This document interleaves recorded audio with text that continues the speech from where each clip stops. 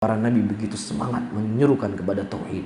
Karena ketika masalah tauhid ini tidak dibahas, saudara-saudaraku muslimin, disebutkan oleh Abdullah ibnu Abbas radhiyallahu taala anhu, ya, kaum Nabi Nuh alaihissalam, kaum Nabi Nuh, Yahud wa Ya'uq wa Nasr.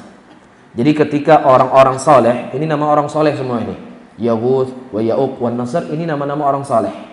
Ya, ketika mereka meninggal, dibuatlah gambar-gambar mereka di tempat yang dulunya mereka sering duduk di situ. Tujuannya apa?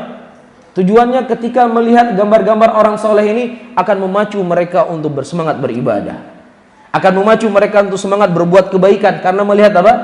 Gambar-gambar dan foto orang-orang soleh tadi. Kemudian dengan berjalannya waktu, ya 10 tahun, 20 tahun, 100 tahun, kemudian syaitan membisiki mereka bahwasannya dulu nenek moyang kalian menyembah apa?